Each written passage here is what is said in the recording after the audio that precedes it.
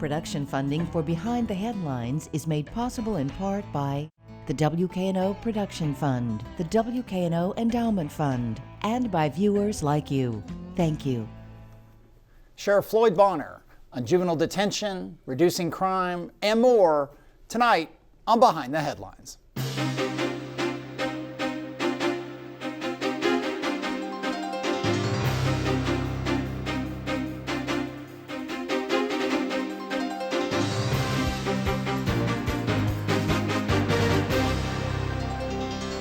I'm Eric Barnes with the Daily Memphian. Thanks for joining us. I am joined tonight by Sheriff Floyd Bonner. Thanks for being here again. Thank you for having me. Along with Bill Dries, reporter with the Daily Memphian.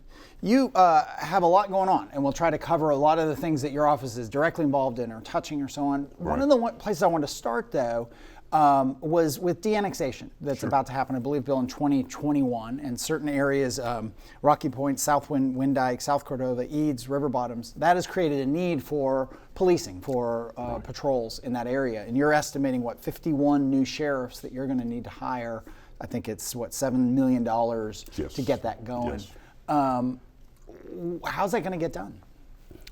Very good question, Eric. How's that going to get done? Well, we've never asked the county commission over the last few years for anything. As a matter of fact, we've been responsible in our budgeting, giving money back to the commission each and every year. So this year, unfortunately for us, we're having an axe. That axe is for 51 officers to patrol that area, that de-annexation area that's coming back to us. And one thing I want to tell your listeners that, yes, years ago we did patrol those areas, but when the MPD, the Memphis Police Department, pulled out of the schools, those officers that were patrolling in those areas, we transferred them or moved them to the school system. So it's caused a shortage for us with our officers. So we're looking forward to the challenge. I think the county commissioner will get it done some kind of way. Sure, we're in a budget crunch right now, but I think they'll find a way. When you say those 51, is that what the number that you had in those areas before, prior to annexation, or is that based on an analysis of the criminal activity and the population? Well, it is what goes based into on that? It is based on an analysis. We look at the data from the Memphis Police Department. Additionally, we have to have officers on the street, but we also have to have other detectives. It has to be in addition to our detectives, because naturally, with 12,000 residents, even though we'd like to say that we're going to prevent crime from ever happening in that area, that's just not true. So we have to have officers, detectives, if you will, to work that area. More traffic investigators, because there are going to be more accidents and so on and so forth, DUI officers. Okay. So it's a 51 acts, and hopefully, again, the county commission will find funding for it. All right, let's go to Bill. And 10 years ago, this is something no one would have envisioned. The annexation laws changed, and the city actually got involved in de-annexation, which is kind of a historic first for the city of Memphis to say, we're going to return lands to unincorporated Shelby County as well. But these are highly developed areas. These are more suburban areas than they are rural areas. Right. For patrol purposes. Right. It is. It's a different landscape now than it was even when I was in Patrol Division years ago, doing the work out there. As you say, the area is more developed, more businesses. There's a potential for crime that I didn't see when I was in the Patrol Division. So it will be challenging. It's an area that we're prepared. We are preparing to take that over. Our staff talk about it. We look at the analysis, the crime data from MPD to kind of gauge where we are and what we're expecting to do. You help me on some numbers. I think I read, and I think you did recently sort of a state of the department, an annual speech, kind of walk through a lot of things, that you are already down 65 to 70 deputies. Yes. That's in addition to the 51 you need for these new areas. No, that encompasses. No. That's not we're 67, 68 deputies today, and then down you've got- today, and then we need an additional 51. And you are, and we've talked to, the Memphis Police Department about this. I think I read that you've said that this is a national problem in terms In of recruiting. hiring Yes. police, deputies, law enforcement. Yes. What is so difficult? You know, we've been trying to analyze that, Eric, ourselves. It is something that's going on across the nation. Just back in October, I was at the International Chiefs of Police Conference in Chicago, and it was a reoccurring theme with all the chiefs of police, all the head of law enforcement agencies, as to why we cannot hire police officers. Now, several things play into that, I think. Young people just are driven to go other places or seek other professions.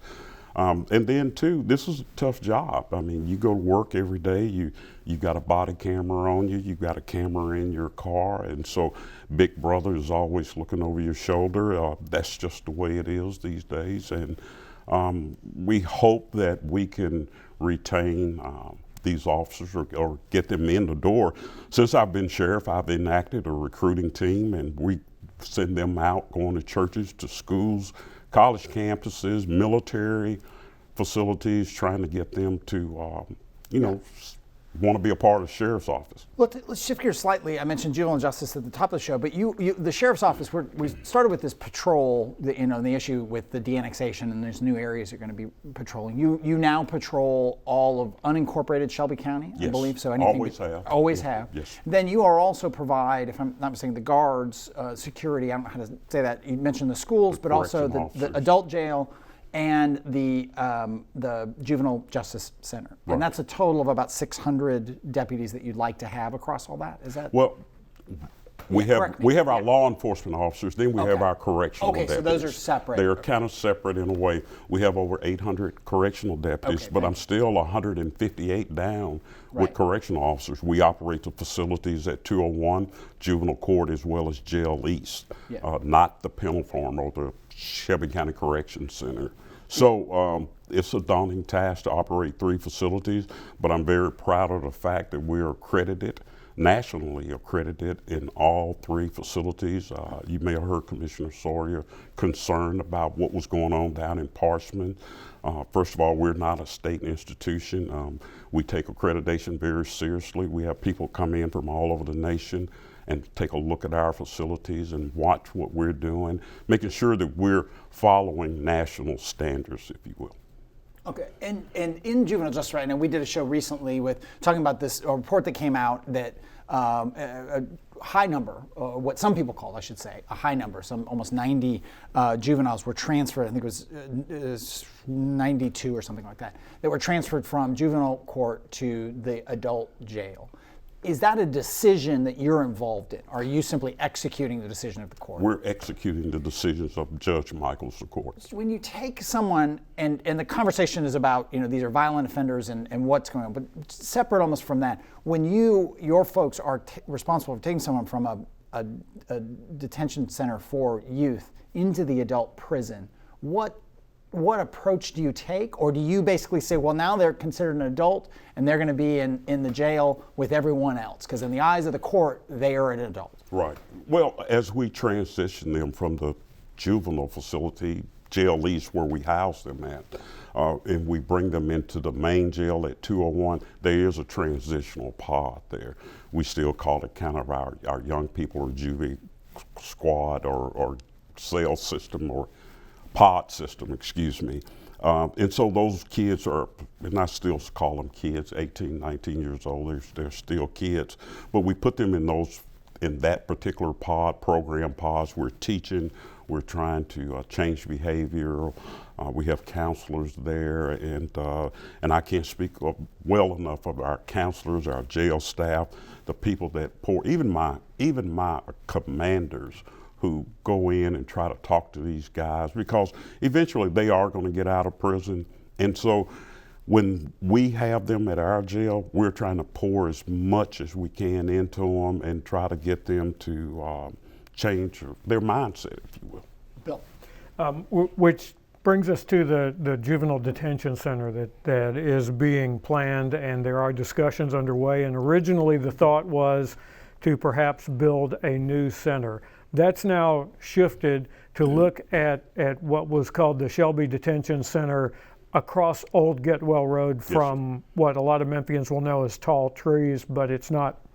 This is not Tall Trees. This is a separate center. How did that come about, and is refurbishing that a better decision than building new?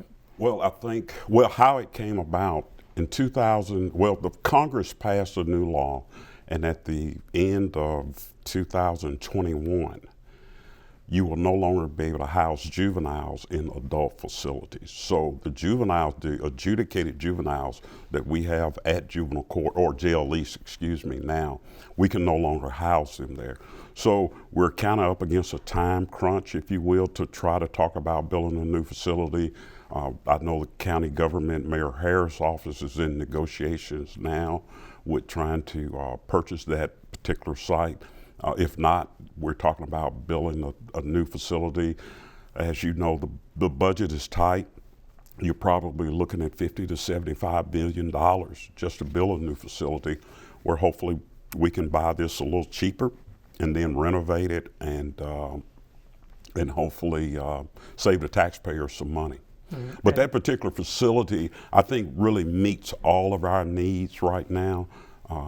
There are gyms, indoor gyms, there are outdoor space, things that we do not have right now, even at the jail lease facility, and even talking about the kids down at juvenile court, because all juveniles will be moved to that facility. Mm-hmm. And when you have a juvenile who's been transferred for a trial as an adult, but has not been tried, they're still a pretrial detainee. When you have them at jail lease, there are already some pretty strict standards. They can't be within sight or sound of an adult prisoner. That is correct, and that's why we moved them to jail lease, because of the sight and sound restrictions. This new facility, or a potential new facility, it meets that need as well, that we can keep sight and sound away from the juveniles that are being tried as adults, away from the juveniles that are just in regular juvenile court. Mm-hmm. So it's an interesting facility. I hope that we can get it. Again, saving the taxpayers money. We did not want the facility, or we didn't want to buy a new jail, or we didn't want to make another AX or anything, but federal law is dictating this one. Mm-hmm. With this whole question of the transferring of juveniles into adult jail and tried as adult, one of the things that came out was that all but one of the kids who was moved, the young adults who were moved, were African American. I think the other was Hispanic. Your perspective on this? Somebody's been in law enforcement for a long time. I mean, and I get that in that moment your office is not making that decision to move them. You're executing it. But you are doing everything from patrolling the streets to monitoring kids to monitoring adults. Do you see any sort of bias or any sort of disproportionate? Why so many African American kids, and are they being treated differently than white kids or other kids? Well, I think if you look at our community, our makeup, Memphis and Shelby County, we're at a 30% poverty level. The kids that, and I often tell people when I'm out speaking that there's crime, there's poverty, and then the lack of education or not having a good educational system. Now, I hope that our educational system is going to get better. I believe that, being a product of the school system myself. And I think it's just going to take some time, Eric. I think we all realize where we are as a community, what's going on in our community. Now we've got to fix it, if you will. I don't determine the proportionate numbers as to who comes into the facility, but I think a lot of it has to do with poverty. When you talk to our juveniles, and I talk to them regularly, going through in and out of the jails. And when you talk to the kids, the reoccurring theme that you hear from our juveniles is the lack of mentorship, the lack of leadership in a home, not having a dad, an uncle, or grandfather, a man. And I talk to, when I talk to audiences and people in the community, I tell them that these kids need to, I call it, have a little bass in their voice. They need to hear a man's voice. Moms do great jobs in raising kids, and single moms, and I applaud them for it. But our young men now, they need something extra. They need they need other things in their lives. Bill, 10 minutes left. Let's talk about more sheriff's deputies, and the county commission, as you may know, is debating what to do about the residency requirement or whether anything should be done with it at all. What's your take on that? What should the residency requirement be to get the number of sheriff's deputies that you need? And what is it right now, before I go to Sheriff Bonner? Right now, it's a requirement since, do I have that Within correct? Shelby County. Within Yes. Shelby County since 1986. They must live in Okay, Shelby go ahead. County, right? Yeah. And we're talking about residency requirement. I think you've heard the director of the police department, and again, going back to the difficulties of hiring deputy sheriffs. And what we're asking is for the deputies to be allowed to live within 1 hour of Shelby County. Now, my take on that is that if it is allowed by the county commissioners, that person, that officer, is going to get tired of driving for 1 hour, and he's going to eventually move into Shelby County. I've heard from the residents all throughout Memphis as well as Shelby County, and I get their argument. I do. I understand what they're saying is that taxpayers are paying the salaries, and so you would want them to give back. But Bill, if you think about it, if you live within an hour of Memphis, you're getting your news from Memphis, you're probably shopping in Memphis, you're probably buying a little grocery, going back home in Memphis. So I think eventually that hour-long drive is going to get tiresome for that particular officer. You got guys that's working midnight shift and he gets off at 7 o'clock in the morning. Now he's facing an hour drive. I think that's going to get old quick. And once they get acclimated to Memphis and Shelby County, I'm sure it's going to be some areas in Shelby County that officer is going to want to live, move his family to. With our schools getting better, they're going to find schools that they want to be a part of. And so I think it will all work out in the end, but we've got to increase our recruitment pool some kind of way.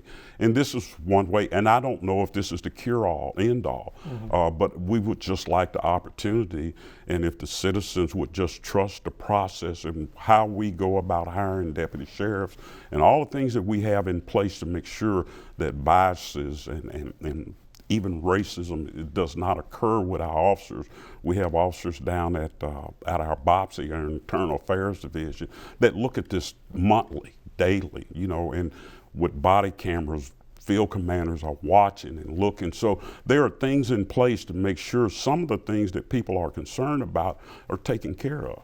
You're right, but because one of the arguments has been, aside from the paying taxes and things like that, has been that we should have officers, police officers, sheriff's deputies patrol who live here in Memphis and Shelby County. Well, when we send them through training, through recruit school, ethics and racial biases, all of those things are taught. It's even taught to our officers now that's going back through in-service. That is a permanent curriculum in in-service training. So it's being taught every year to every officer. It's being taught in recruit school. We watch it, we look at it monthly in internal affairs to make sure that we're doing things the right way, that the officers are doing the right way, and treating the community with dignity and respect. What is that? Do you know offhand? It's okay if you don't. The percentage of African American and other white in the sheriff's deputies. Oh, Eric, I had it in the car, but I don't. Is it 50-50? It's almost 50-50, but I tell you where we're lacking in is recruitment of female whites. Well, that was the other thing I was going to go to. So not very many women in the sheriff's department. Not very many female whites that are in the sheriff's office. Okay. And it's something that we're looking at. We're looking at the whys, why we're not able to recruit them, and look for ways to do better in that number.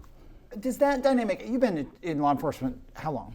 Oh, I hate to say 40 years this year. And I imagine when you came in, it was predominantly white and yes. almost exclusively men, I would assume. As you've seen that diversity and you talk about bringing in women, what is that dynamic? You're saying you want to get more white women into the ranks. What's the dynamic that makes that such a positive thing in your view? Well, we're such a diverse community, and I think the agency, the police agency, needs to represent its community. So that's why we go to the Hispanic community, we go to the Asian community, we're in the African American, we go to the white community. I think I would like to see the Shelby County Sheriff's Office reflect the dynamics or our dynamics of our community. Let me shift. Your office was, and maybe still is, and I should know, but I'll ask you, the highway shootings that have been going on, and you all, I think, tasked some number of officers to the kind of flooding of the highways, and it was, I guess, MPD was in the lead, but the Highway Patrol was involved, and you all were patrolling as well. Are you still part of that effort? Wow, this is a great question. Talked to Director Rollins just last night. The MPD director. MPD director, and he and I, we talk almost every day, seem like, but we just talked about last night in light of the shootings that's occurring on the interstate. He's called for the Tennessee Highway Patrol to come back. We will participate again. When I get back to the office, my chief deputy is working up a problem or a program for us to be back on the interstates. What? So 45 shootings last year, 5 shootings already this year. What in the world is going on? Well, Why is this happening? And we what is think happening? some of it is bleed over from the community. You know, guys have a beef inside the neighborhood. They're chasing one another, and then they wind up on the interstate and they're going back and forth. Now, some of it is road rage, random shootings, if you will. I think some of the problem also is, let's be honest about it, that the state legislators allowed everybody to carry guns, you know, and so your car is just an extension of your home. So now everybody can basically ride around with a gun in their hand, and we're so short fused now. Everybody gets so angry so fast that, and then what do? Instead of talking it out, or even when I was a kid, you know, we fought, and when it was over, you know, but now everybody has access to guns. When you reference guys going at it, and then it extends into the highway, is it gang activity? I mean, is that some of it is gang activity, and I'll be honest with you, yes, it is. We're getting ready. The sheriff's office, getting ready to add in some more officers. We have right now about 15 officers in the Metro Gang Unit. We're getting ready to send additional 3 there. The bids are out now. We're getting ready to add on to that squad as well. I know you've heard the U.S. Attorney Mike Donovan speak of the money or the grant money that's coming from the federal government. So we're looking at all of that right now. It's going to pay for overtime for officers to help, and maybe even be able to hire some additional officers. Bill, with 4 minutes left. Speaking of the gang unit, there has been some controversy with the consent decree regarding surveillance. That's something that your officers, because of the nature of the consent decree that applied to the Memphis Police Department, that your deputies who are on that task force don't have the same prohibitions that the police department That's has? correct. Yes, that does apply to the Memphis Police Department. But when you're all in the office together, you know, you have to make sure, or careful, if you will, on how you share that information, not to violate their consent decree. They do an amazing job down there. Those officers are really dedicated, and all of them are aware of the consent decree. So it's something that we talk about in meetings, and they are being held accountable for that. Yeah. In talking about your time on the police department, I would imagine Sheriff's office. I'm sorry, the sheriff's office. I would imagine that when you started, unincorporated Shelby County, for one, was a larger area. Sure. And second of all, it was a much different place than the city. Now it's hard to tell where that unincorporated county begins and where the city begins. Definitely the dynamics have changed over the years. From when I was out in patrol division, patrolling the streets, we had a lot of rural areas. Now those areas are so heavily populated now with homes and businesses. So again, that's why we're asking for a few more officers than we did years ago when we had it, because the area has grown up so much, and we fully expect to protect the citizens of those areas, and we have a plan in place, and we're moving forward trying to execute that plan. Superintendent Joris Ray, Shelby County Schools, has talked about a peace force and effectively replacing. You all now have 37 officers in 18 schools. He has talked about taking over that security. Are you in favor of that, or is that something you're wait and see approach? Well, we're kind of taking a wait and see approach, but I will tell your viewing audience that we have no plans of moving out of the schools.